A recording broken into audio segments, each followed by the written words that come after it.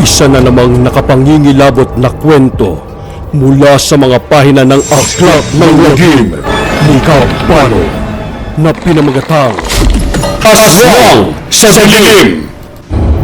Mga kwento ng lagim ni Kabanong.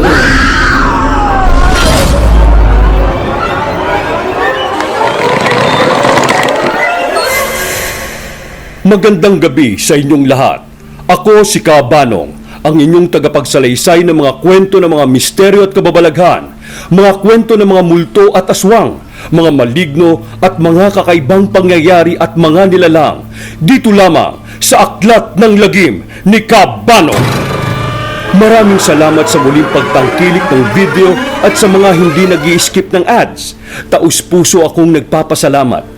At sa mga bago pa lamang sa channel, huwag kalilimutang pindutin ang subscribe button at kalembangin ang kampana para maisama kayo sa shoutout sa susunod na video. Para sa ating pagpapatuloy, ang kwentong ito ay nagmula sa isang kaibigan na taga Samar. Itago na lamang natin siya sa pangalang Jmar. Ang kwentong ito ni Jmar ay naisulat ni Chester Derecho para sa mga pahina sa Aklat ng Lagim ni Kabanong. Ito ay tungkol sa aswang na nakasagupa ng mga kaibigan ni Jmar noon na hinding-hindi niya makakalimutan. Nangyari ito noong 1998. Hindi na natin babanggitin ang eksaktong lugar sa Samar para mapangalagaan natin ang reputasyon ng lugar na yon. Isang gabi, masayang nagiinuman si Jmar at mga kaibigan niya sa labas ng bahay niya.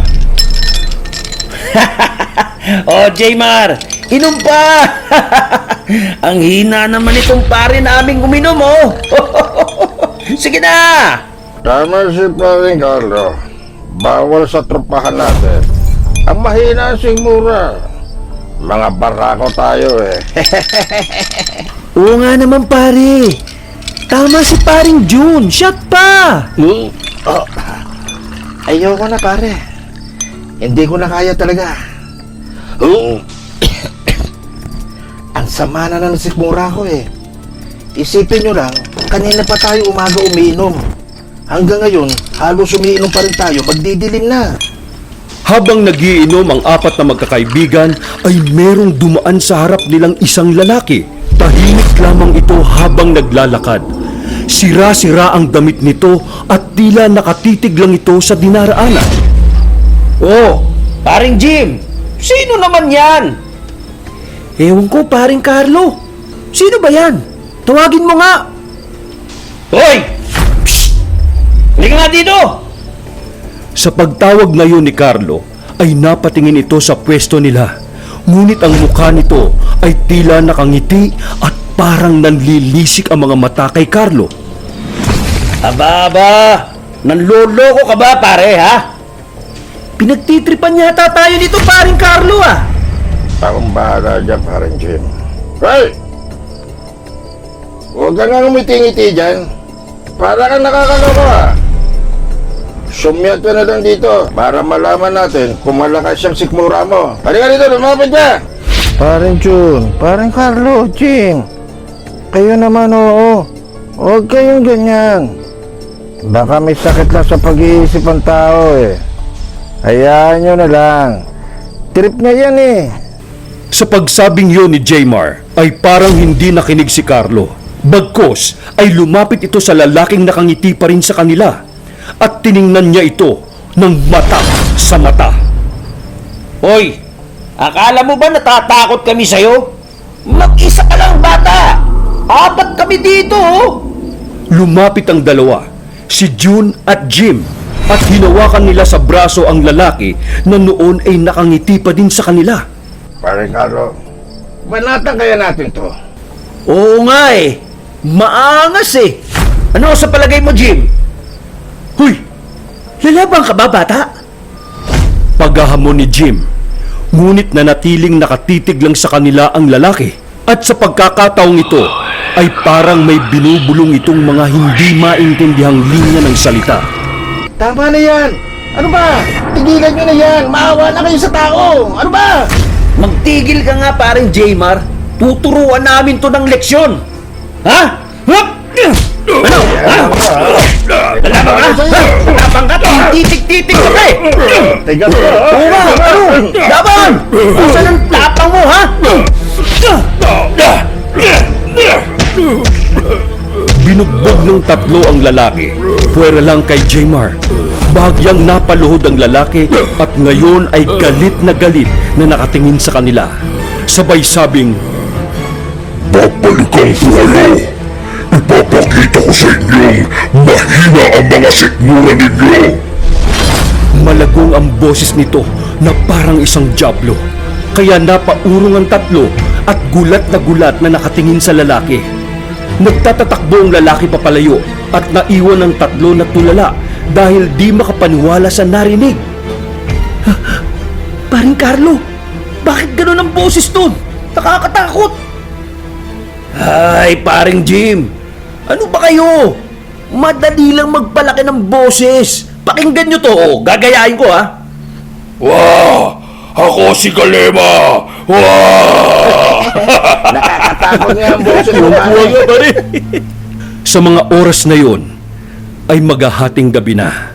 Kaya naman napagpasyahan na nilang magkanya-kanya na ng pag-uwi. Uy, paring Jmar. Salamat, ha? Dahil pinayagan mo kami magiinom dito sa inyo. Kahit di ka talaga nagiinom. Sige, paring Jmar. Uwi na kami, Okay na kami, ha? Oo, Eh, sige, pare. pare. Sa ulitin, ha? Ingat kayo. Naglakad na papauwi ang tatlo habang nagtatawanan sa kalsada. Maya-maya, habang naglalakad sila sa madilim at masukal na daan, ay may narinig silang kaluskos ng dahon sa bandang likod nila. Nilingon kagad ng tatlo ang pinanggalingan ng ingay at nagkatitigan sila. Paring Jun, ano yun? Malakas ang hangin ngayon, paring Jim. Talagang gagalaw ang mga dahon. Hindi ba, paring Carlo? Kayo naman, oh. Masyado nung tinatakot ang sarili ninyo. Tara na! At mapapagalitan na ako ni Mrs. Baka hindi pa ako makapupog pag ginabi ako. Naglakad muli ang tatlo. Ngunit sa pagkakataong yon ay may bigla na lamang lumabas sa likod ng malaking puno. Isang malaking aso. Nagnininga sa mga mata nito na napakapula. Tumalon ito ng napakataas at direkta itong sumungkab kay Carlo na dahilan upang mapahiga ito at magtapat ang mukha nila ng malaking aso. Nagtatatakbo si na Jim at June sa sobrang takot. Tara pa rin, John! Bilisan mo! Halika na! Akala ko ba malakas ka? Tingnan natin ngayon pag kinain ko ang bituka at tiyan mo. Tingnan natin kung malakas talaga ang sikmura mo. Tulong! Bitiwan mo ako! Tulong! Tulungan niyo ako! Dahil sa malaki at mabigat ang aso, ay hindi nakayanan ni Carlo na makawala sa matutulis nitong kuko. Dahan-dahang ninasab ng malaking halimaw ang lamang loob ng tiyan ni Carlo hanggang sa unti-unting namugak ang boses ni Carlo. Tulong! Tulong! Pagkatapos makain ng malaking aso ang lamang loob ni Carlo, ay mabilis itong lumingon kung saan nagtatatakbo ang dalawa. Malayo na ang natakbo ng dalawa, ngunit naaamoy pa rin ang halimaw at nadidinig nito ang yabag ng mga paa ng dalawa. Paring Jun, bilisan mo! Aabutan na tayo ng aswang! Hindi ko lang kaya, paring Jim. Pagod na ako. Hindi tayo pwedeng tumigil dito. Maabutan tayo nun. Bilisan mo na. Tumayo ka na dyan. Ano ba, paring June? Bilisan mo na. Dahil sa sobrang pagod sa pagtakbo, ay napaupo na si Jun sa lupa. Gustuhin man niyang tumakbo, ngunit hindi na niya kaya dahil sa sobrang habo ang inabot niya sa pagtakbo.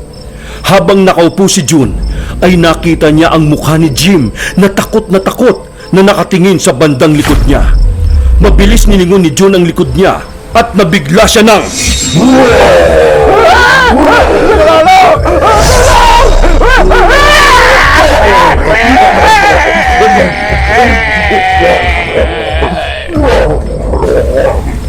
Kinain ng aso ang likod niya at halos lumabas na ang mga buto nito sa likod. Naghiwalay ang katawan nito sa sobrang talas ng pangil ng malaking aso. Habang si Jim naman ay tulalang nakatingin sa kaibigan habang nilalapa ito ng malaking aso. Pagkatapos kainin ng malaking aso ang lamang loob ng kaibigan niyang si June, ay dahan-dahan namang lumapit ito kay Jim habang nanlilisik ang mga mata. Akala mo ba hindi ko kayo babalikan? Patawarin mo ako! Nadala lang ako sa mga kaibigan kong yan eh! Hindi ko naman sinasadya na gawa ko sa'yo! Walang kapatawaran ang pagbukbuk niyo sa akin ng walang dahilan. Pagkatapos sabihin niyo ng malaking aso, ay sinunggaban na din ito si Jim sa dibdib. Sumabog ang dugo ni Jim at minasab ng mga pangil ng halimaw ang puso at bituka ni Jim na dahilan upang bawian na din ito ng buhay.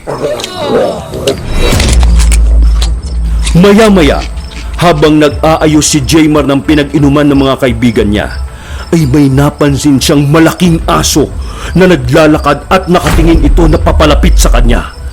Ngunit lumagpas lamang ito sa may harapan niya. Nagulat si Jaymar sa laki ng aso at napansin niyang parang may pulang likido sa bibig nito. Ito yung dugo ng mga kaibigan niya. Natakot si Jaymar at agad siyang pumasok sa loob ng bahay at nilak ang pinto. Ang laking aso nun ah. Ngayon lang ako nakakita ng ganong kalaking aso. Nang biglang, may narinig si Jaymar na nagsisigawan sa labas ng bahay niya. Ayun, doon! Doon namin nakita! Ang daming mga dugo! Ang daming nakakagawan! Nakakadiri talaga! Nang madinig ni Jaymar ang mga katagang yon, ay mabilis siyang lumabas ng bahay. Sinundan niya ang mga taong dumaan sa tapat ng bahay niya. At laking gulat niya nang makita niya si Carlo na nakakalat ang pira-pirasong katawan niya sa lupa. Diyos ko! Anong nangyari dyan? Bakit pira-piraso ang katawan ni paring Carlo? Balita ako inatake daw ng aswang. Meron ding dalawang lalaki doon sa may bandang unahan. Gutay-gutay din ang katawan. Nakakadiri. Nabigla si Jaymar sa narinig niya. Hindi siya makapagsalita at tulala lang na nakatingin sa kawalan. Alam niya na ang mga kaibigan niya ang mga naging biktima ng aswang. Magmula noon ay umingay na ang kwento ng aswang sa lugar nila. Pinagbawalan na din ang pag-inom at paglabas ng gabi. Isinulat ito ni Jaymar sa atin para masubaybayan natin ang karanasan niya sa aswang, na mabuti na lamang at hindi siya inatake ng malaking halimaw na ito. Sana ay magsilbing aral ito sa mga manginginom na wag basta-basta mga harang ng mga taong dumaraan sa kalsada at pagtitripan nyo ito. Lalo na at hindi nyo ito kilala. Wag na wag kayong manghihiram ng tapang sa alak para lang mambugbog ng ibang tao. Ilagay nyo ang alak sa tiyan at wag sa ulo. Dahil baka mamaya pag may napagtripan kayo, ay aswang rin pala ang makasagupa nyo. Kung nagustuhan nyo ang aking kwento, kung maaari pindutin nyo ang like button at mag-iwan na rin kayo ng comment sa mga saloobin nyo tungkol sa kwento nating ito.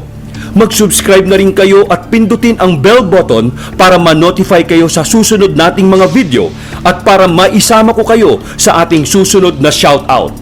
Kaya ngayon, isa-shoutout muna natin ang mga sumubaybay sa nakaraang video. Sila ay sina Daisy Bernal Sarin, Joy TV, Sid Vicious, Christopher Morales, Roel Dique, Troy TV, Sir Chris Gamboa of Kwentong Takip Silim, Rains Archive, DM Stories or DM Stories, Igorotak mismo, Black Maria, Main Black Rose, Edmeline Tupas Casipe, Creepy Stories, Lira Mendez, Divina Gracia Dalawis, Bang, Athena Wrights, Doha Doha, Ermin Guard, and Sir Barry Barrera of Sundo Horror Stories.